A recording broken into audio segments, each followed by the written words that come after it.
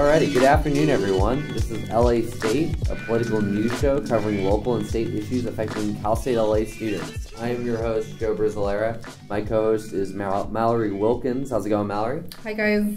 Today's topic is SB 562, which was shelved by the Assembly a couple of weeks ago. We'll be giving you guys some background on the bill. This bill could have been the largest structural reform to occur in the state's history had it gone through. It's become a battle cry for progressives, while conservatives say it would have bankrupted the state, and even some Democrats were questioning the law's feasibility. Single-payer healthcare. Single-payer healthcare, that's right, Mal. Single-payer healthcare. We're going to tell you what single-payer healthcare is, why this bill failed, how it would have worked. How much would it have cost? Who's backing it, who's against it. We'll also be talking to Senator Joel Anderson of California's 38th Senate District. Anderson is a Republican that was opposed to the bill. We're going to hear why he was against it and what his thoughts are on healthcare reform. Right after this, you're listening to Golden Eagle Radio. And we're back. The show is LA State. The station is Golden Eagle Radio. Today we're talking about SB 562. A single-payer healthcare bill recently shelved by the California State Assembly. So, Joe, before we get into why this bill didn't pass, let's first explain what is a single-payer healthcare. Yeah, so single-payer healthcare, broadly stated, is a system where there are no private insurance companies. The government pays healthcare providers directly from tax revenue. The single-payer being referred to in this term is the government. Countries that have single-payer healthcare include like Canada and the UK. The US is one of the few developed countries without universal access to healthcare. Proponents claim this is the only way to guarantee universal access to healthcare, while opponents say it spawns wasteful and incompetent bureaucracy that has no right to be in charge of individuals' healthcare to begin with. So what would this bill have done? So this bill would have done, basically it would have done, just as I was saying, it would have eliminated all insurance companies. The government would replace these insurance companies and pay the hospitals and doctors directly. Every resident of the state would immediately become covered, including undocumented residents. Okay, sounds like this would be pretty pricey. How much would it cost? Well, there's a bit of debate about that. An analysis by the state legislature places the prices at around $400 billion, while a study by the University of Massachusetts at Amherst placed it lower at $330 billion. It should be noted that the UMass study was commissioned by the Nurses Union, which strongly backed the bill. Critics have claimed that there is no accurate prediction for how much this bill could cost because of its unprecedented nature. It could end up costing a lot more. The bill's supporters stress that the $400 billion number is not the real number, since the bill would replace current healthcare spending, which is somewhere around $368 billion, and would also repurpose the already $225 billion of tax revenue that is being spent providing healthcare in California.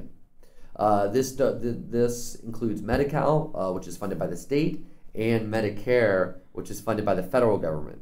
The new spending, proponents are quick to point out, would only be a fraction of the $400 billion estimate. Supporters say this bill would actually save consumers costs on healthcare. How does this work? Well, if this plan were to take effect, as supporters say, it would have eliminated administrative costs, which are currently being paid for by insurance payments. These costs include billing, insurance company employees, advertisement, and profits gained by the insurance companies. So who's backing the bill?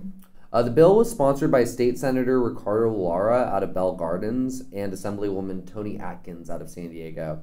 It was also being endorsed by the California Nurses Association, the California Labor Federation, and Our Revolution, a progressive grassroots organization. Okay, so who's opposing it? The California Chamber of Commerce, insurance companies, obviously, and almost every Republican politician in the state.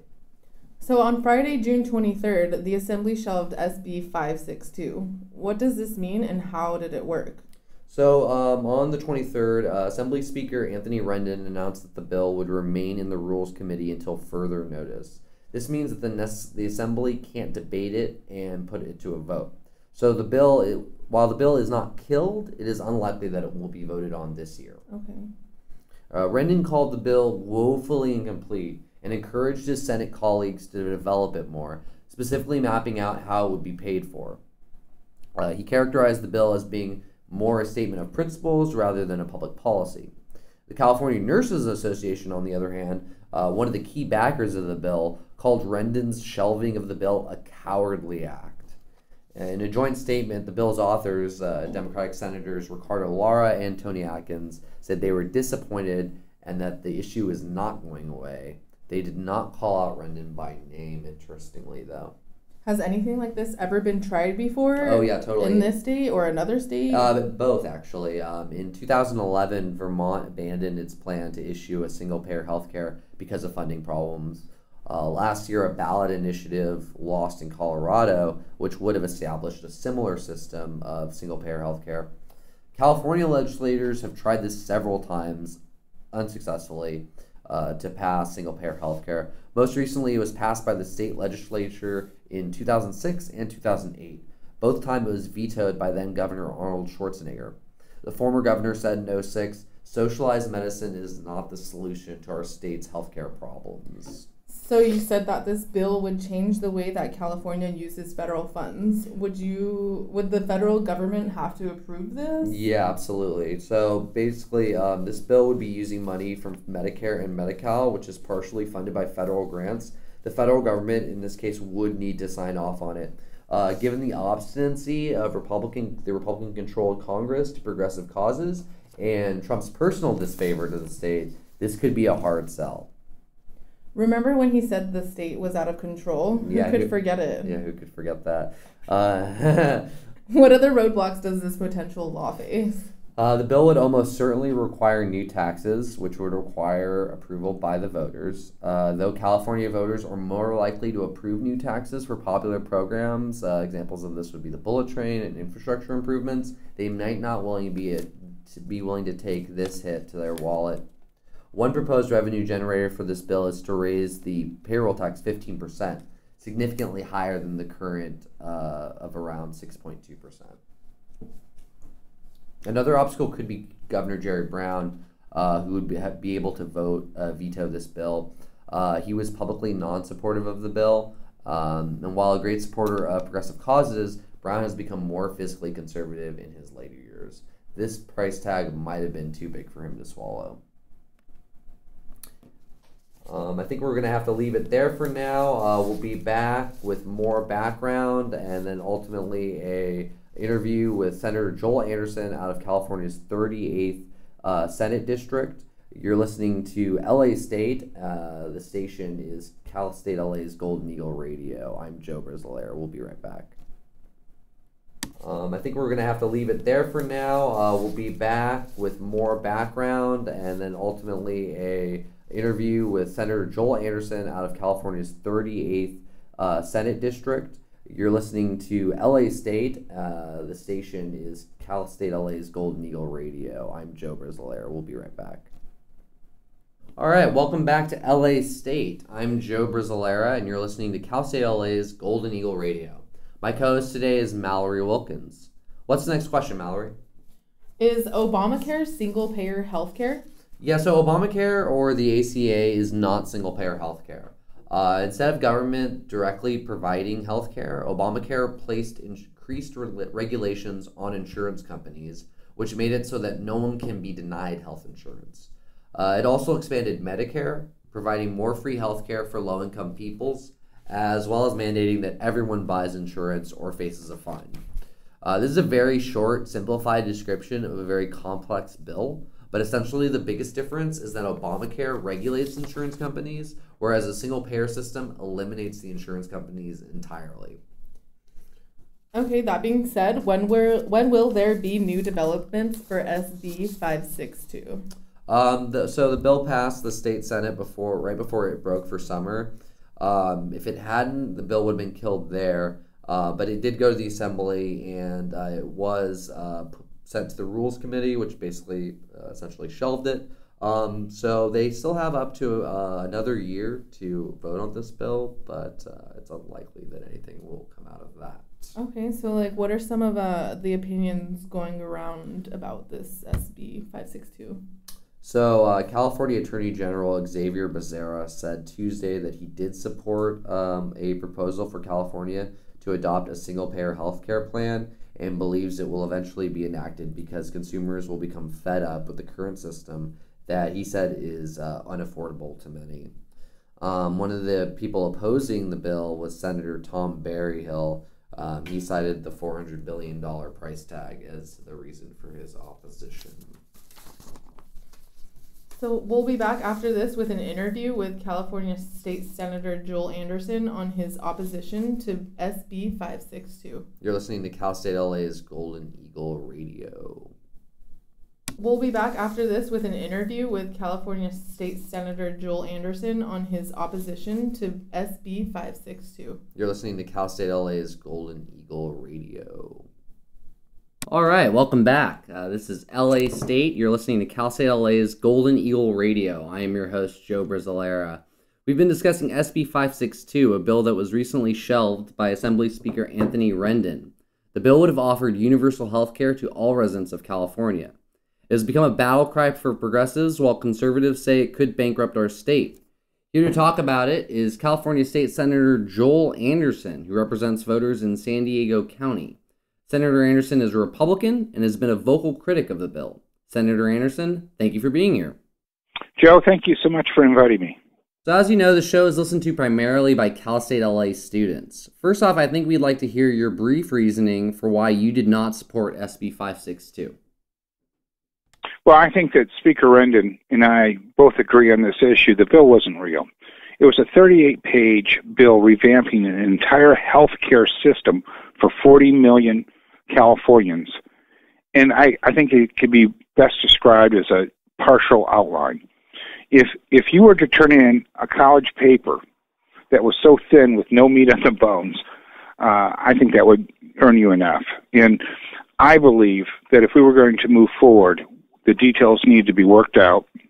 We should have had open committee hearings on the bill. It should have had details in it, like how do we fund it, what's the extent of the coverage, all these elements that are necessary for delivering on services. It's one thing to promise the world. It's another thing to deliver on commitments. And I believe that that bill fell short on delivering on commitments because there were no details. Senator Anderson, a poll done by the Department of Public Health at CSULA found that 30% of CSU students are underinsured, and the primary reason for this is the high cost of insurance. Given this, do you believe there is a problem with health care coverage in this state, and what is your solution? Well, I was the only Republican in the state Senate that voted for ACA. I am not opposed to providing health care for people and giving people a path to health care. So I'm not trying to hold people down. I'm trying to lift them up.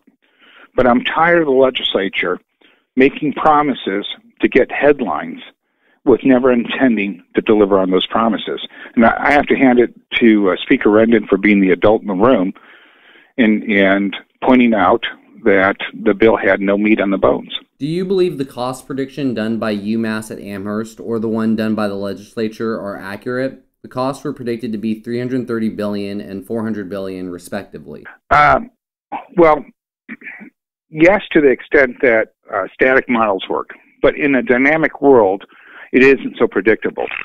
And when you're looking at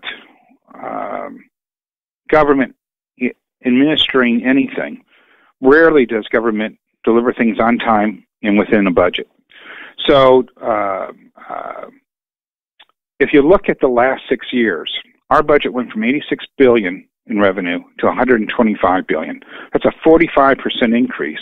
And yet over the last 6 years, we haven't ever fully funded education, roads, water infrastructure, or healthcare. So when you read all the state audits over the last 6 years, they document nothing but state waste, fraud, and abuse. I think that the static analysis is correct, that there'll probably be some savings, but we're not looking at the additional costs that may occur. And even with those savings, it takes you down from $400 billion of cost down to $331 billion. So in the best case scenario, it's more than double, almost triple what our state budget is today. Senator Anderson, did you get a feel for how your constituents in the 38th District felt about this bill? Were there strong opinions either way? Oh, there's strong opinions on both sides. I have a big series of community coffees. It's not uncommon for 500, 600 people to show up to my community coffees. And there were people that were deeply concerned about their future. We had many elderly folks that said that they couldn't afford their health care, and they were concerned that they wouldn't have the same access that they have today. At the same time, I had younger people or middle-aged people that were concerned that they wouldn't have health care because they couldn't afford the health care. So while we made it cheaper for seniors, it was at the cost of youth and middle-aged people. So I had a sheriff who told me that his insurance was popping up to $2,800 a month with a $20,000 deductible. Now those were his numbers. I don't know if, he may have gotten something wrong, but he was moving out of California because his insurance was unaffordable. Now this is a guy that has a full-on pension and has to pay for his health care, and he can't afford his health care. So how is this, when you tax somebody out of, or charge them so much they can't afford it, to give it to somebody else? I don't see how that helps all of us. We have to finish the race together. We have to ensure that everybody has access and it's affordable, and we have to figure out at that point what we can afford and what's acceptable. I don't think it's acceptable to force people to pay for health care that they don't want. And many of the plans require that people are forced to pay for services that they're not using to ensure that people who can afford it have access to it. Part of it is good, but we have to be very careful of those tipping points and whether we're forcing all the productive people of California to other states because it's simply unaffordable here. This bill was never entered into a floor debate in the Assembly. Instead, Assembly Speaker Anthony Rendon decided to keep the bill in the Assembly Rules Committee indefinitely. Can you explain what this process means to our listeners? It starts in the Rules Committee, and it assigns the policy committees and the Appropriations Committee that it has to go through. If you had a bill on public safety, it would have to go through the Public Safety Committee. This one had to go through Health, and then it had to go through Appropriations, where they assess the cost. Then it goes to the opposite house, Assembly in this case. It goes to their Rules Committee, which assigns it all. The person who runs the Rules Committee is the Speaker. So he has the ability to hold it in rules and not assign committees if he chooses, and that's what he chose to do. This bill's 38 pages.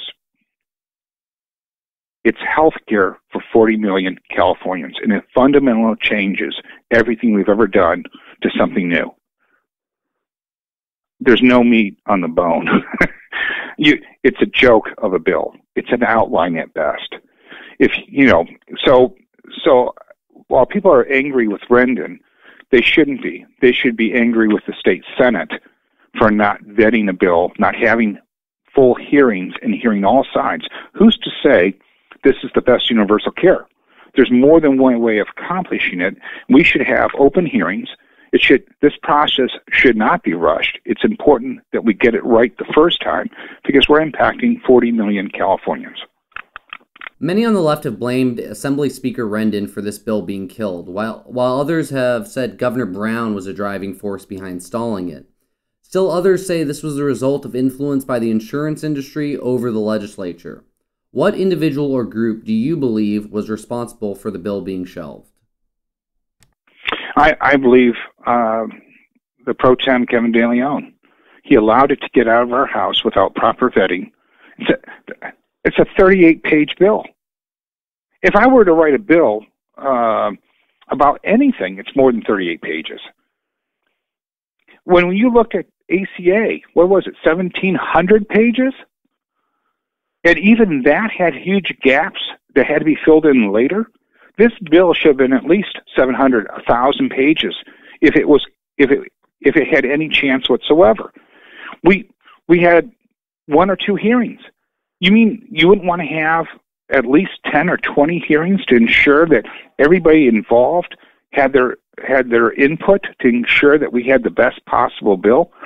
This bill was a joke. Nothing more, nothing less. There is no meat on the bones. It's not serious. It's simply an outline. It's a way to catch headlines and look like a hero when you've delivered on nothing. Look, I believe that if we're going to move forward on any issue, we should be prepared to deliver on our promises. This bill, if implemented and signed into law, would deliver on nothing because there's no details in it. And I think CNA should be embarrassed. California Nursing Association, who's promoting this bill, should be absolutely embarrassed that the bill is so thin. Senator Anderson, thanks for taking the time to talk with us. We'll return right after this. You're listening to LA State on Cal State LA's Golden Eagle Radio. This concludes this episode of LA State. We'd like to thank California State Senator Joel Anderson for making the time to talk with us. LA State is produced by Joseph Brizzolara, Malerie Wilkins, and Eron Franklin. This episode was written by Joseph Brizzolara and Diego Barrera. LA State is a production of Cal State LA's Golden Eagle Radio.